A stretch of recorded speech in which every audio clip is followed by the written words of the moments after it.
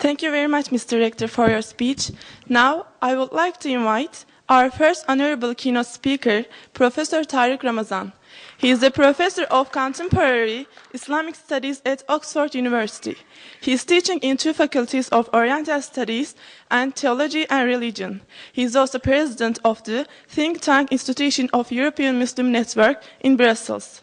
His speech will be about the importance of critical thinking for Muslim societies, both in the West and the East. Thank you.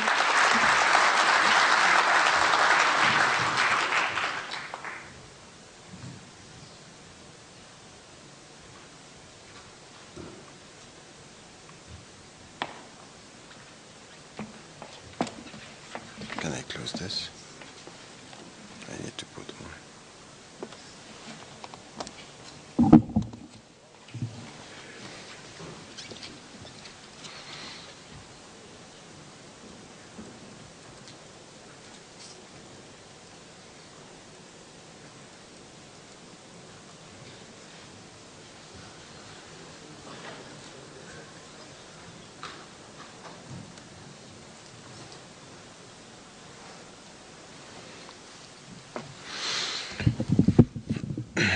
أعوذ بالله السميع العليم من الشيطان الرجيم بسم الله الرحمن الرحيم السلام عليكم ورحمة الله وبركاته. Thank you for your invitation here, Rector, and all the organizations of this critical analytical thinking, and asking us to think about the importance of critical thinking in our societies, be it in Muslim majority countries or in the West. And I think it's a good question. And once again, I think that when we speak about critical thinking, it's not only to speak about critical thinking in human sciences. Critical thinking means that we start with our own selves. It's with our own way of looking at the world. There is no critical thinking in sciences if there is no critical thinking in our own perceptions, understandings, and way of dealing with issues. So let me start with a short introduction about the way from within the Islamic tradition and from within our understanding of our sciences and our way of dealing with our knowledge and also the world around us, we have to deal with this. As I want to do this is very much to deal with our own tradition, our own frame of reference as Muslims, and then also to broaden the picture, to widen the perspective, and to see how we have to deal with other sciences and other dimensions as Muslims, but also as thinkers, as citizens, as human beings in the world today. Let me start by trying to give a sense of what I mean by critical thinking or analytical thinking when it comes to us. First, from within the Islamic tradition, there is something which it's also to be questioned. Are we here dealing with pure rationalism? Meaning that at the end, everything is questionable to the point that everything becomes relative. So, the very essence of this deconstructivist approach, which is pure rationalism, is presented itself as not ideological. But in fact, there is an ideology when there is no ideology. So it starts with this. You say, what do you mean? Is this pure rationalism? And at the end, the only parameter for us to deal with is rationality and rational logic. Or is there something else that we are considering? So, when I'm saying this, for me it's very important from within the tradition to be quite clear on what we think. If we are serious about Islam, there is something which is essential as a starting point. We are dealing with two dimensions. One is faith and the other is reason. And what we are saying from within our tradition, nothing is in contradiction between faith and rationality. But there are things that, as a starting point, we are saying we believe in them, not because they are rationally proven, even though many things could be rationally proven, but because we believe in them as a starting point.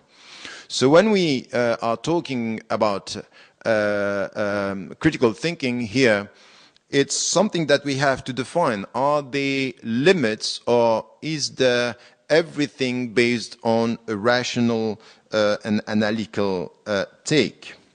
Let me start with something which is important in the way we deal with critical thinking from within the Islamic framework, to my understanding and the way I see it, which once again is the relationship with faith and reason. Once, in one situation, Hubab ibn Mundhir in Ghazwat Badr came to the Prophet, peace be upon him. And he was quite clear in his question, which has to do with war strategy. He came to him and asked him, the place where we are now, is it coming from God or is it coming from you? Is this a revelation that if it's a revelation, I'm not going to discuss it? Or is it your own understanding of the strategy by coming to the closest wills and not to the biggest one where the enemy are coming? And he said, this is my opinion. So he told him, that's wrong. That's not a good strategy. From the very beginning, he had three things. First, asking, from God or from you? Is it divine or is it human? If it's divine, sam'a wa ta'a, sami'na wa ata'na. So I take it as it is. But if it's from you, whoever you are, as the messenger of God, sallallahu alayhi wasallam, it means that it's questionable. What is human is questionable. One. Second, he came with something which is trying to understand. So first is the source. Second is the intellectual attitude. I want to understand what you are doing. Is this right? Logic. So understanding is a second condition. Third is questioning. Because there is no way to ask the people to understand if there is no space to question. So he was questioning the authority of the Prophet, ﷺ, not as the messenger, but as the leader of the community in times of war. First, the source. Second, the understanding. Third, questioning. This is where it's important, but you understand me quite clearly here. From an Islamic perspective, the sources are clear that if we say, I believe in God, there is something which is a frame through which you are looking at the world, and it's not to start questioning for us from our perspective, even, God and then the truth of the Quran and everything. If this is the case, you will end up having a deconstructive approach that you have to assume. If you want to go as far as this is your responsibility.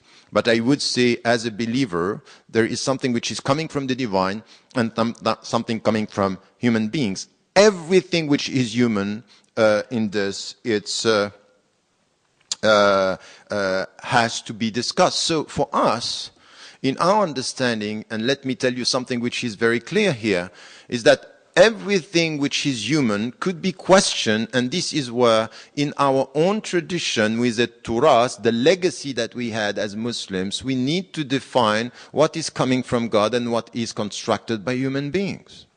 Why? Because we end up today idealizing, sacralizing, and taking for something which is undisputable things that were coming from human beings in our history.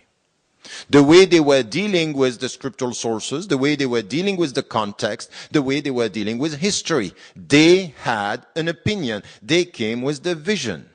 So they were looking at the world the way we are looking at the world now. So we should not idealize the past and sacralize human opinions.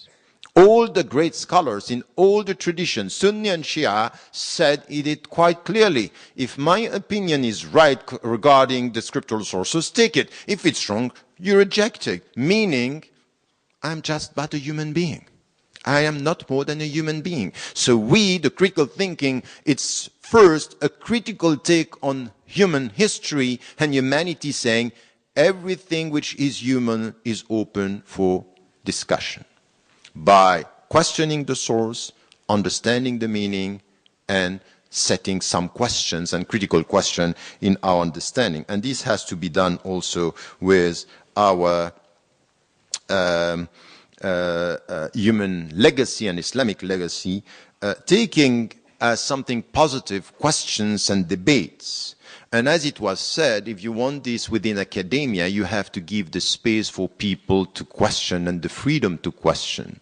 And the freedom to question, the starting point when we are within the Muslim community is not because I'm questioning that I have less faith than you, not questioning. The quality of your faith does not depend on the fact that you accept without questioning. In fact, deep questions could help us to have deep faith. There is no contradiction between questioning and believing. Quite the opposite, and you will see this in our tradition. Now, there is something that also it's important. The first Islamic science was fiqh, Islamic law and jurisprudence. And by the way, be careful with the way I'm translating the concepts, because I will come to this. We have to be very careful with terminology and definition, because some of the definitions are coming from human beings.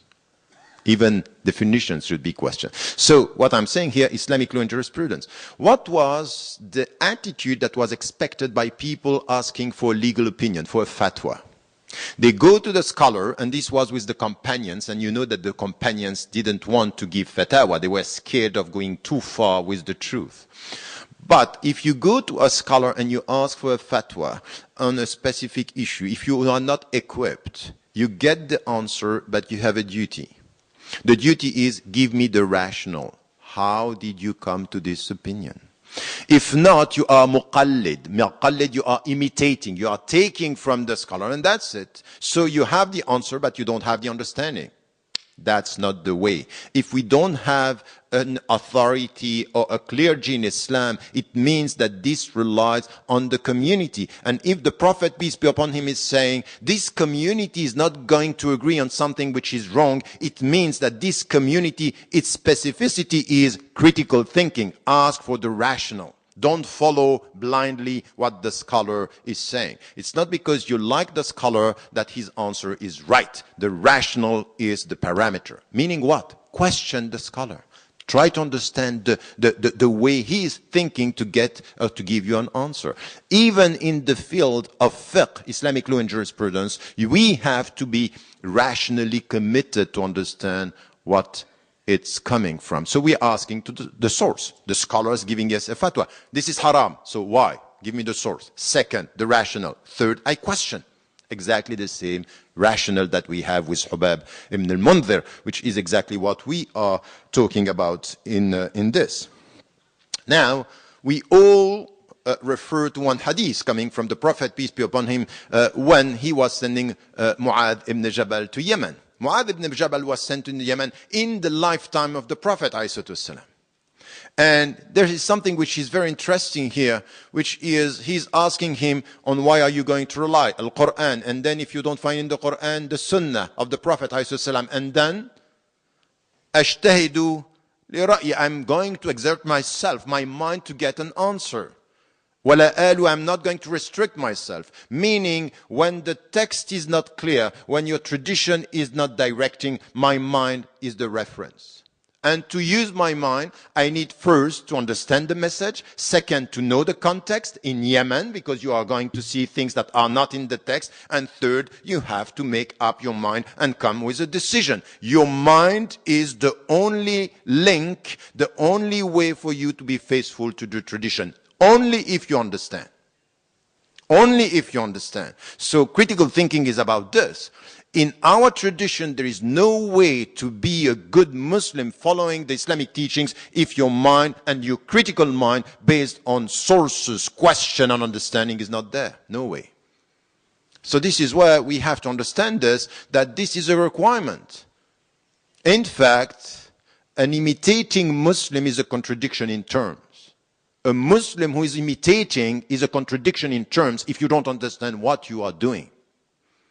And all the people are saying, you know, this is for average Muslims, let the people follow. I think this is very dangerous. This underestimation of the people by some Muslim scholars and intellectuals is very problematic. Because what is coming from Islam is not, don't rely on the leaders, rely on the followers. They should understand what you are doing. Al-jama'a, meaning al-mujtama', it's so essential. So popular education is the starting point of everything, and popular education in critical thinking, not in imitating, not in say what I'm saying, follow your sheikh. So more than that even, if you come to the scriptural sources and we say everything is in the Quran, is it true? No. All the principles are in the Quran, not all the implication and implementation. You don't have in the Quran anything about the contemporary medical sciences or human sciences. So the principles are there, but not the answer. And more importantly, what is said by the Prophet ﷺ in Allah, سَكَتَ عَنْ أَشْيَاء رَحْمَةً بِكُمْ بِغَيْرِ نِسْيَانٍ, that Allah kept quiet, silent on some issues, not out of forgetfulness, but out of mercy. Meaning what? His silence is the starting point of our critical thinking. And he was silent in so many things. Meaning what? Make up your mind. Think about it. Question. Try to find a way. So this is our tradition, that silence is so important for us that it's in the Quran. يَا أَيُّهَا الَّذِينَ آمَنُوا لَا تَسْأَلُوا عَنْ أَشْيَاءٍ إِن تُبْدَ لَكُمْ تَسُؤْكُمْ. Don't ask about things that if they were revealed to you, they will be negative for you. So my silence is a mercy. Don't ask too much. Don't ask too much while the Quran is revealed, because you will have to answer when the Quran has been revealed, was revealed, and then there is a silence in history. So make up your mind.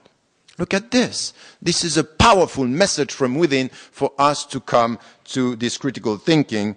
And this is where within Islam, and from within Islam, we have to come to a kind of a framework from which we are talking about critical thinking, which is a call, a necessity, an imperative of our way of being faithful to our religion.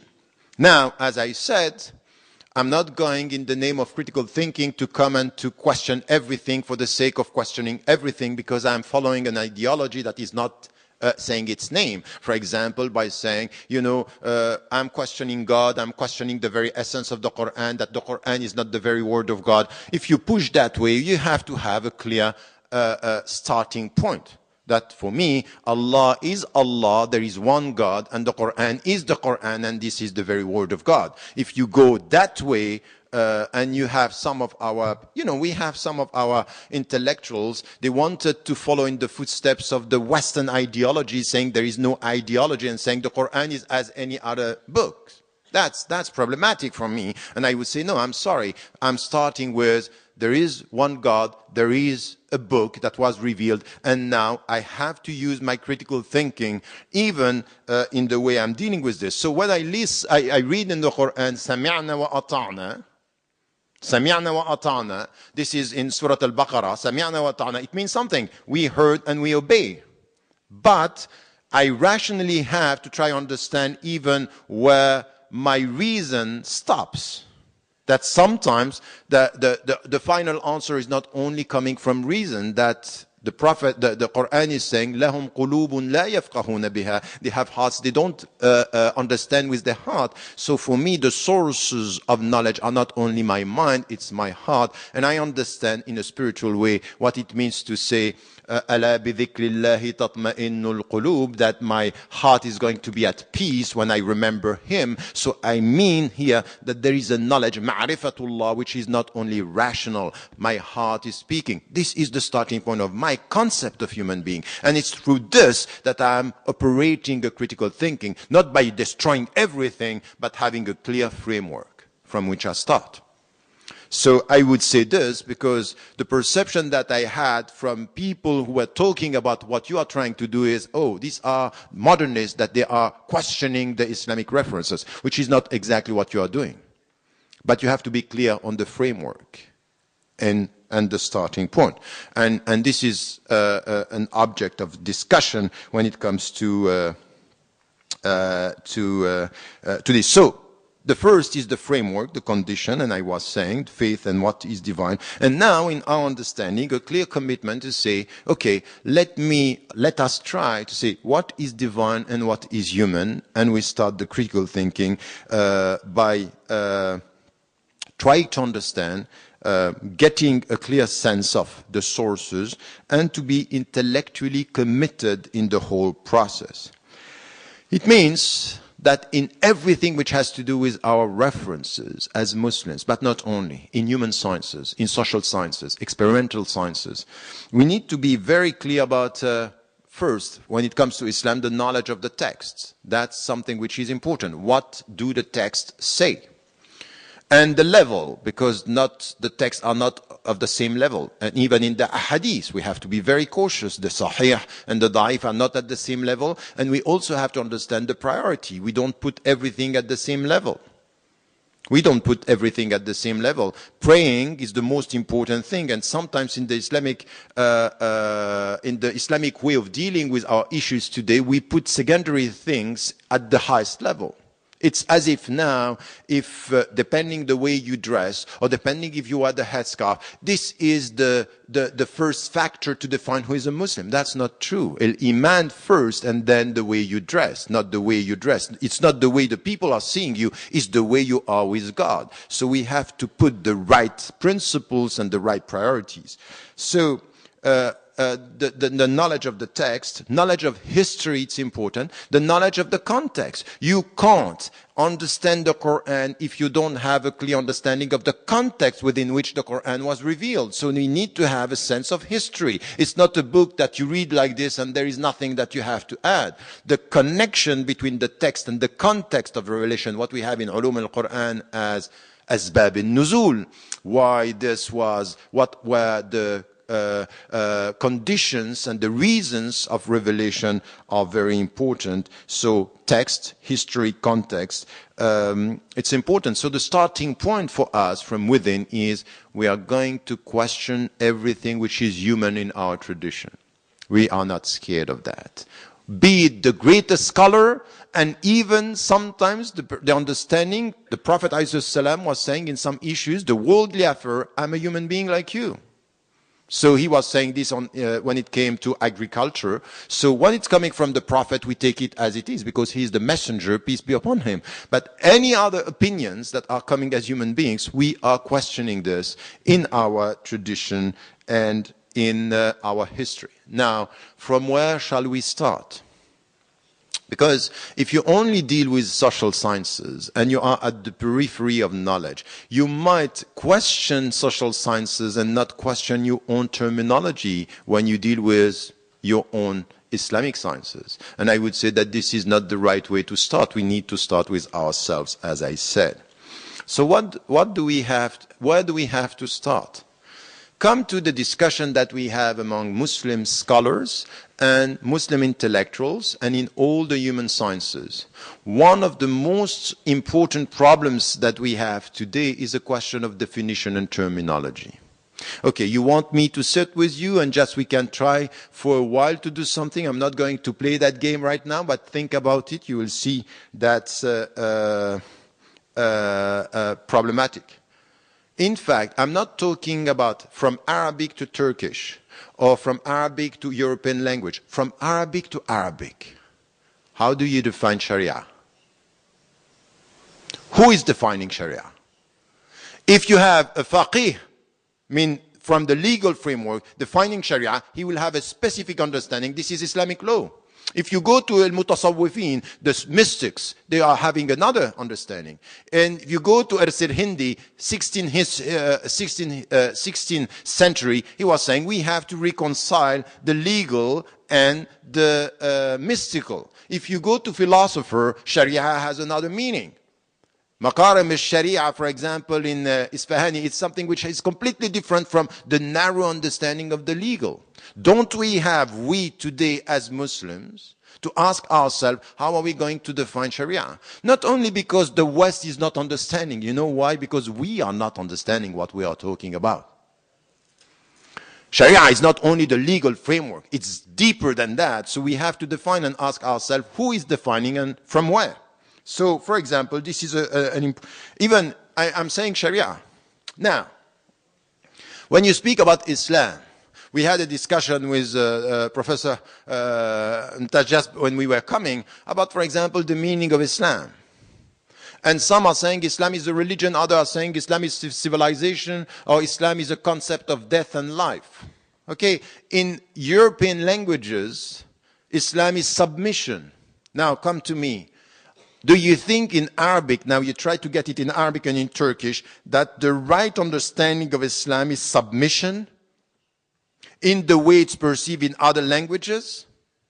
Or what is the highest value that we have in Islam? Is it not Islam as a call to peace? Because Allahu was salam, yad'u ila salam wa ila dar salam. It's the meaning of peace. So it's something which is wider than this, is how are you going to get peace with yourself, peace with the creation, peace with God, and going to peace, which is the final destination. If we translate Islam in the way we are doing it, today, accepting some translations coming from Orientalists, we are not doing the job. We are not critical even in the way we present ourselves. We understand our way of life, our religion within a concept of death and life. That's deep. That's very deep. And to say, oh, it's not a religion, is not enough. We have to go with the definitions here, which is important. What is your definition, for example, of jihad? What is the definition of Khilafah? And it's not because of what is happening in Syria or in Iraq today that we have to come back, oh, Khalifa doesn't mean this. There is a deep meaning of vicegerency in Islam. It has to do with our cosmology, our understanding of life and death. These are things that we have to be critical with. If we don't come back to this, we are ending up to have some adaptation in different sciences, not understanding where sciences lie in our understanding of the world. So these are definitions that we don't have. For example, another concept that we need to be critical about this. We need new answers, or maybe redefining some of the concept in the light of some of the problems or issues that we are facing today. For example, ijtihad.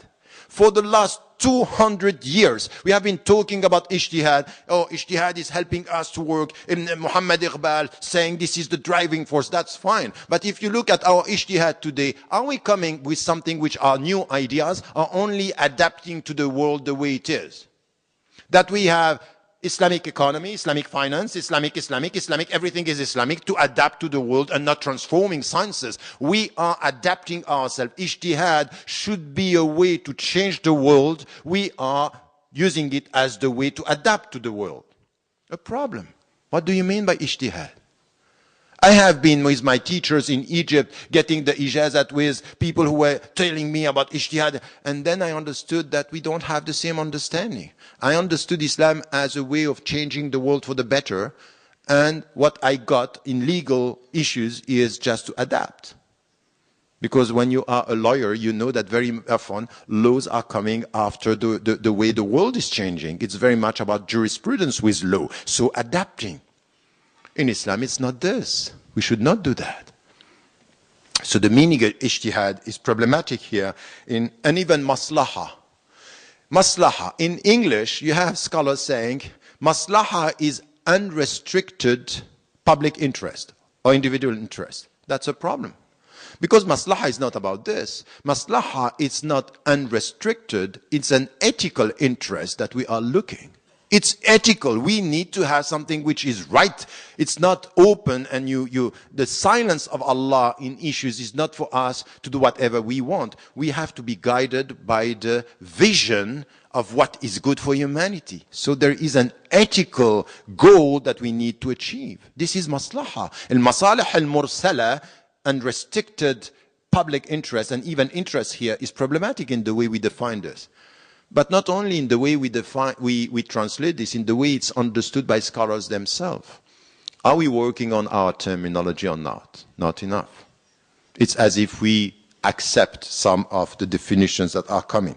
Now, there is another field where it's very important for us, and I'm telling you, critical thinking is not outward, it should start inward. It's our categorization of sciences. categorization of sciences and hierarchy of sciences. If you look at the way we are dealing, if you come with, so there is the Quran was Sunnah.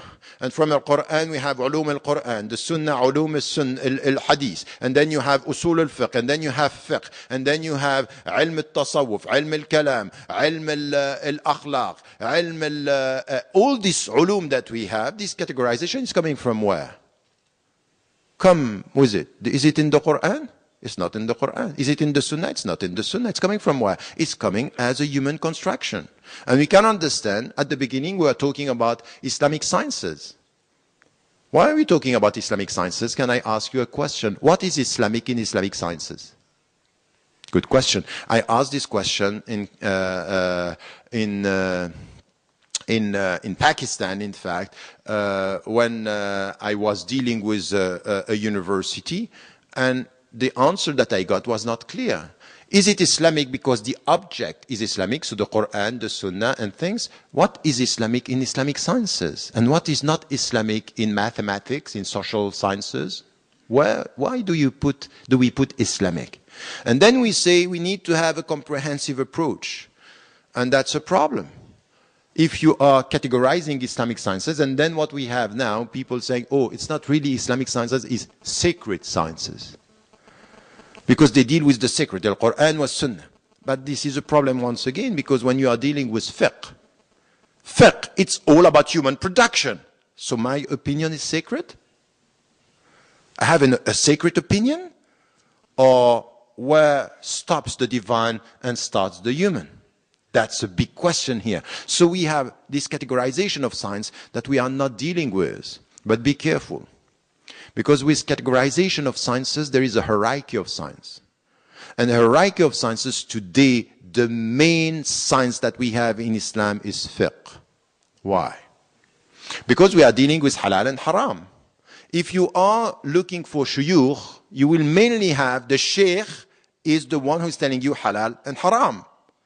But a philosophy of the legal framework, the whole understanding of the system should be the master science. We don't have this. It's the legal.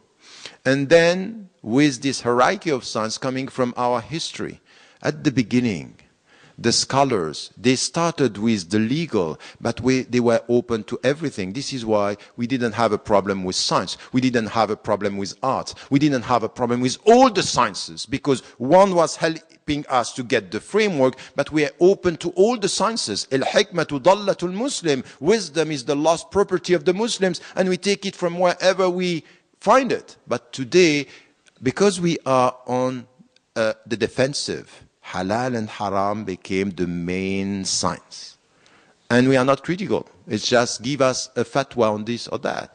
That's a problem, because it's turning upside down the priorities of our knowledge and our understanding. So be careful as well, because with categorization of science is structuring power. Who has the power to decide? And by the way, today, look at the Islamic world. Who speaks for the Muslim? Who has the authority? From which science do you have the authority to speak about this? If you want a fatwa in medical sciences, who is going to give you the fatwa? Very often, a sheikh. But what does he know about science? What does he know about the field? How is this structure? And we, as Muslims, we don't have a clergy, but we have lots of authorities playing without naming them from within. There is an informal authority that is there, that the sheikh or the ulama, but who, whom, how? We don't talk about this enough. It's completely scattered with not clear. And we don't like to speak about power, yet we have to speak about power. It's critical. You want critical thinking? Question power. Not only the dictators, but within. The religious authority, the way it works within. How? Who is saying this? How is he able to say this, for example? So this is also an important process. And when you talk in the West, when you live in the West, I'm a Western Muslim, if you know that. I was born and raised in Europe, and my world is in the West. I'm dealing with something which is very important in the West today, and the critical thinking has to deal with it, with the sense of complexity, the new complexity of the world, is fragmentation of knowledge. In fact, we have people very much specialized in different fields, but there is no connection between knowledge. So specialization at the highest level and scattered knowledge, no final goals, no ethical goals that we are setting. Fragmentation of knowledge makes you very efficient in details scattered as the overall picture. We have exactly the same problem as Muslims. We are talking about a comprehensive way, but the way we deal with our sciences is completely scattered. Today, it's as if when you speak about philosophy, it's wrong. When you speak about mystics, you are almost outside. When you speak about the other sciences, when you speak about sociology, they are lower sciences. It's not really sacred. It's just something that we deal with because we have to. And I think this hierarchy is also problematic. So for us, from within, we need to discuss the Turath. We need to discuss the legacy. Many opinions we know the majority opinions, but we also have to deal with some of the scholars. You know, we had in our history very courageous ulama. And they came with very specific questions and answers to some of the things. You know, for example, in Hukm al-Ridda, that you have to kill somebody who is changing his religion. In 8th century, you had scholars coming and saying, no, it might be wrong, that the Prophet, peace be upon him, never did it. He never killed somebody because he or she changed his or her religion. So he came with an opinion that was an opinion that he's maybe the only one, he's against the majority. But who told you that truth is with the majority? It might be that somebody came with one opinion, very well rooted in the tradition, with his reading of the scriptural sources. He might be right and the others be wrong. And then we have now people coming and rediscovering him, Sufyan al-Thawri, and saying he might be right because what he said is right. So the majority opinion of a time is also a majority opinion that is coming out of culture, out of political circumstances, out of priorities. But the majority, we know today, you say, look at what is happening in the world. Do you trust majorities about truth? You just trust majority about choosing a leader. And you know that sometimes he's not the best or she's not the best. It's just a majority process. So majority has nothing to do with truth. Even in science, one could be right against all the others. And he's going to be sidelined. In history, we have to rediscover that. This is critical thinking. Let me check the opinions, not follow the majority. This is the opposite attitude of being muqallad. So muqallad is following this. So we need also to do this and to also put people in history. One of my great scholars and my reference is Abu Hamid al-Ghazali. Abu Hamid al-Ghazali was great. He was the one who was trying to connect, but he was a thinker of his time. What he's saying about the relationship between men and women is just not acceptable. He was thinking that the relationship between men and women is the relationship between a master, a servant. He is of his time. So we have to be critical with this and say, this is not the way forward. With all our scholars, we have to do the job. Even now, we have people thinking in the light of some of the answers that they are giving in their time. So this is also very important. Now, fourth fields that we have to discuss with our own tradition is what are the sources of our thinking as Muslims? Is it only Al-Quran wa Sunnah? Don't we have to take from the creation? Masadar al-Tashri' al-Islami. What are the sources of our legal framework and our understanding? Don't we have to take from sciences, from economy, from social sciences, from sociology, from political sciences? Do we have only to rely on these sciences because they are the sacred sciences and we dismiss the other sciences and everything which is coming from there? That's wrong. That's very much a situation where, for example, the only field where the scholars came together is in medicine, because the scholars, they understand that they don't know about the way the body works.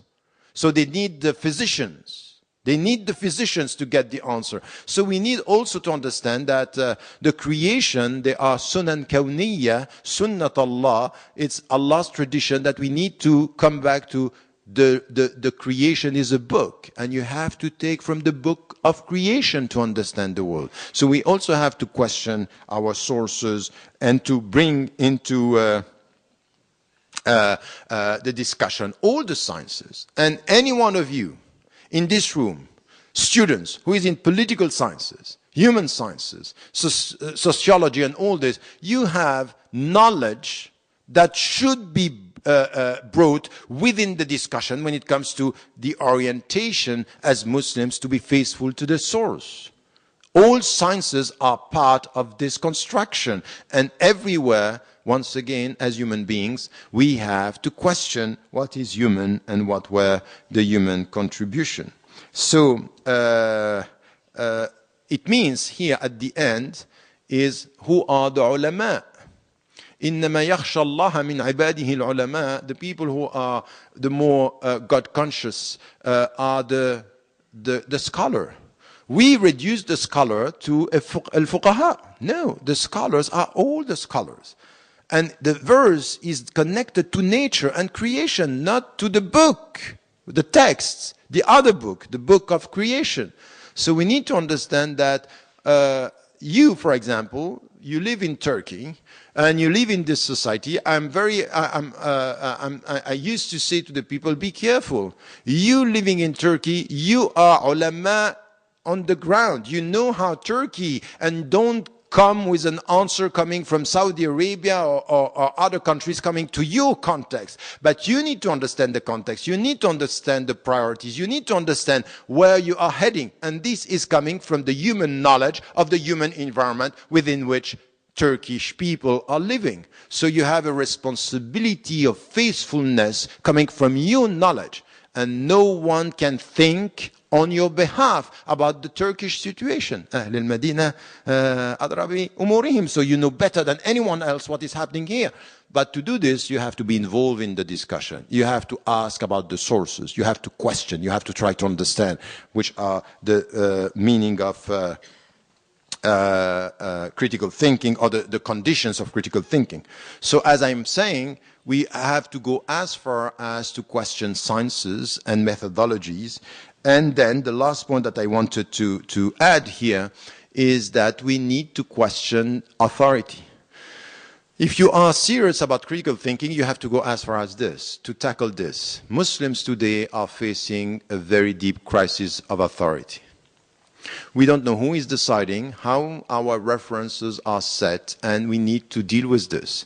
We have a tradition where there is an informal authority coming from the categorization of science. We have to question this. And now we also have to question, how come do you give us fatwa or you give us legal framework, or who is deciding in Islamic terms? If we are not coming to discuss power, we'll end up having politicians very pragmatic, so they change their opinion depending on the context, scholars that are trying to adapt to the situation around, and not coming with a deep critical thinking with some purposes, some goals that we need to have.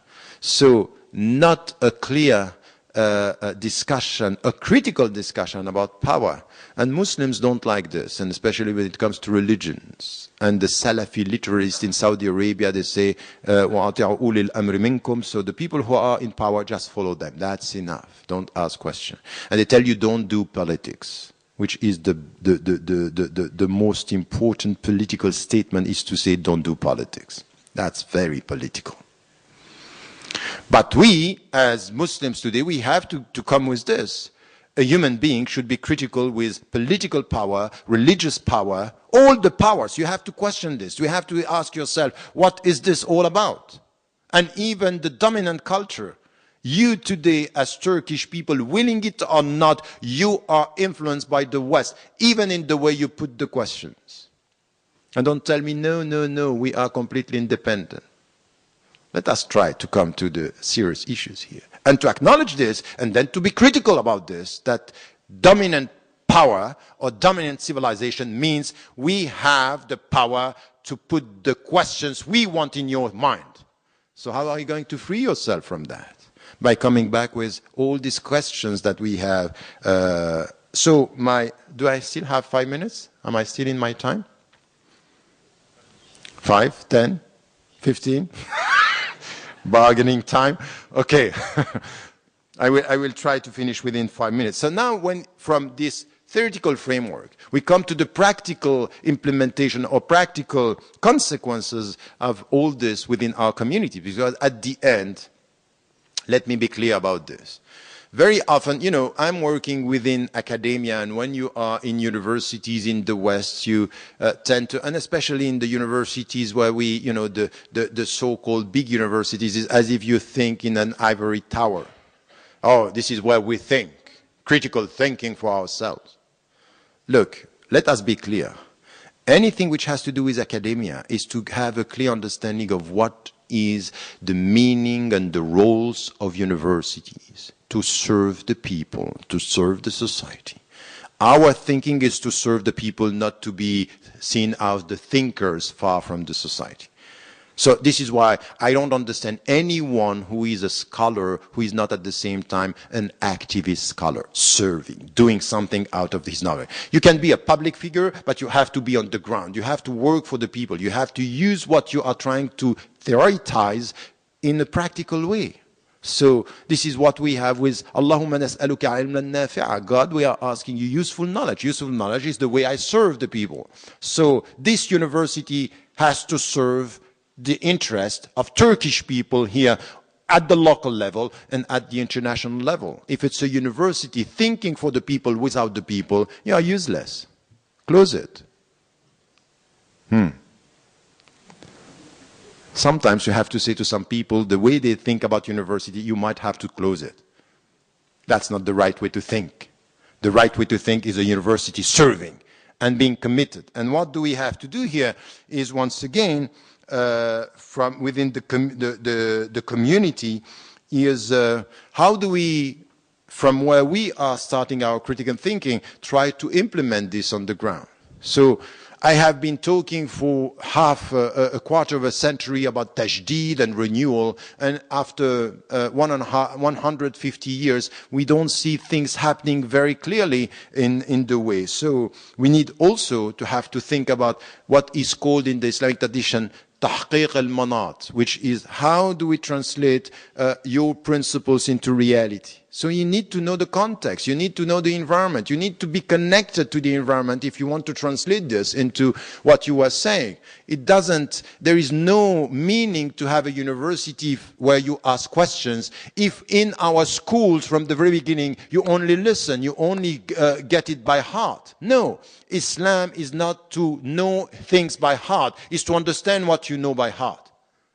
And this is why we have also to come back to our schools. Give space to question. In our mosques, give space to question, to understand, to get it right. So this is why we have to reform our educational process in the way we deal with Islamic science, in the way we deal with Islam, is you have the right and the duty to question.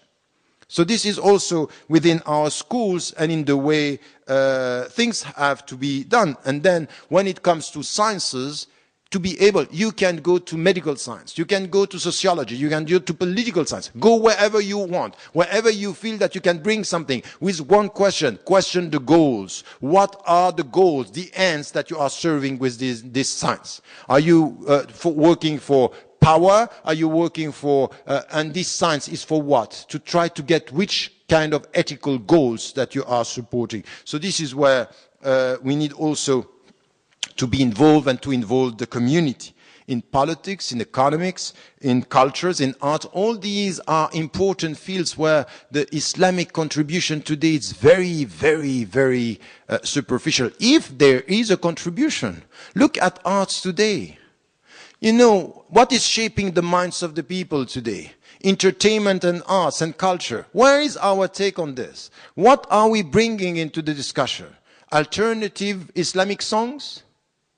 With some Arabic words, some Islamic reference to Allah, and that's it. This is what we are bringing to the people. This is where we are questioning imagination and arts in our society. We are not going to make it. This is amateurism. This is not the right way of putting things. We have to be very critical in that field, is how do we now have professional artists, professional thinkers, writers that are bringing something into the field. The same with economics. We have Islamic economy, and the only thing is we are Islamizing the means, not the goals. We want to make the same amount of money, but with halal means. That's not the way. That's just adapting ourselves. I even heard some scholars saying, in fact, Islam is a regulated capitalism. Ra'asmali muqayyad. Is this our answer? Is this the way we are going to contribute to the world, to come with? So critical thinking for the sake of critical thinking without contribution might be a problem.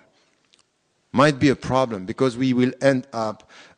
so this is why I'm saying all these fields should be coming with our own cosmology, the way we look at the world, the way we look at sciences, and the way we look at human beings, and also bringing ulama al-nusus, the scholars of the text, and ulama al-waqi', as I put it, and the context, this knowledge, it's very important.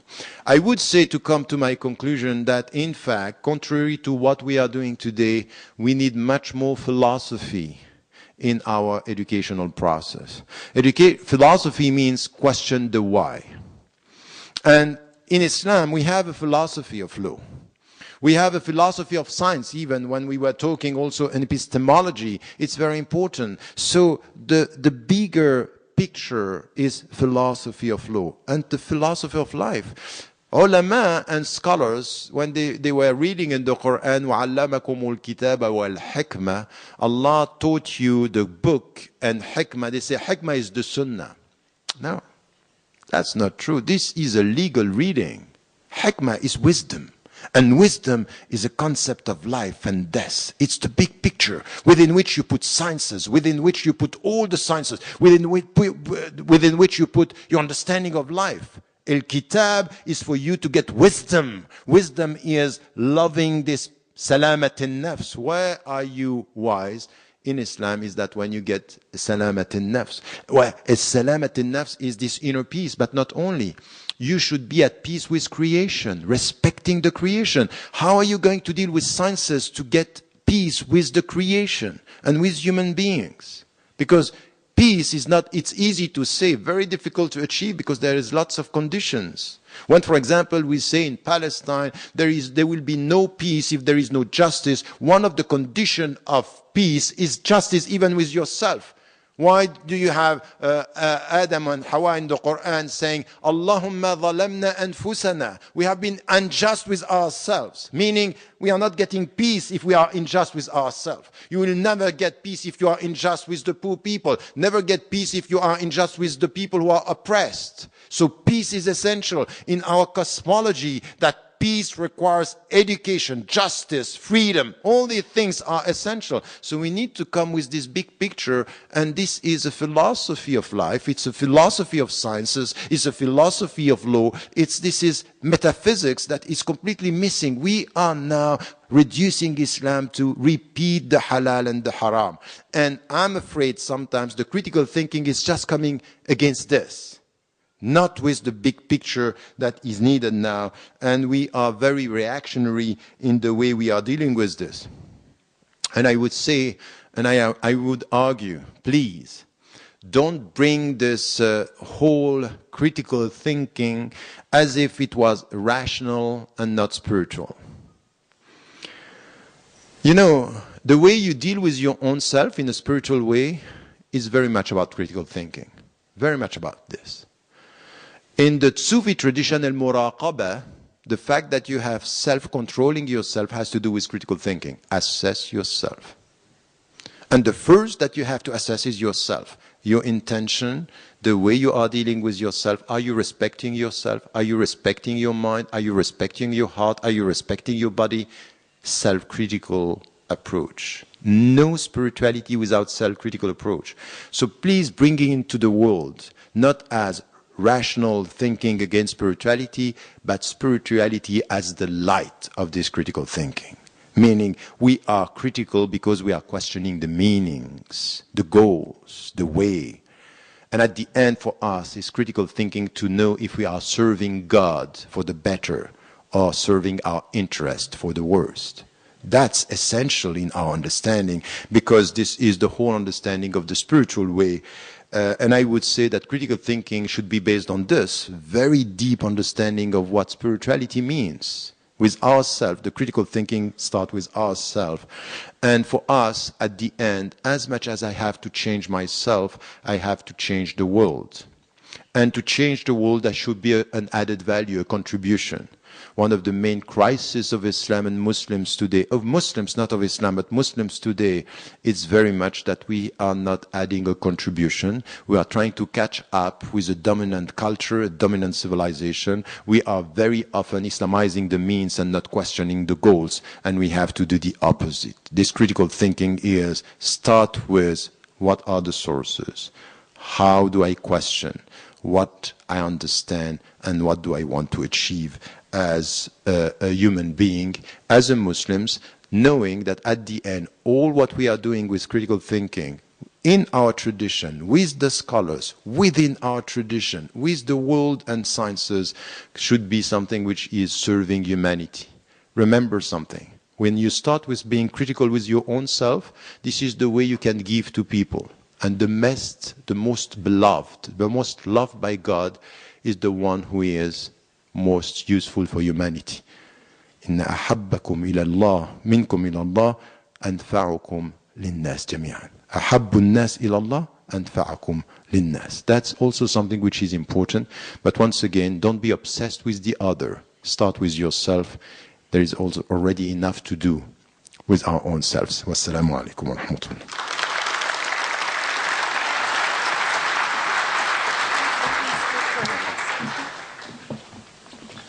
Thank you very much, Professor Ramazan, for your presentation. May I ask Professor Vice Rector Atilla Arkan to present his gift to Professor Ramazan.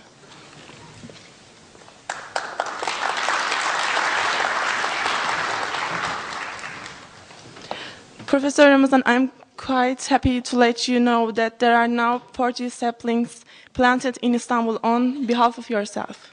How many? 40. Oh, good. And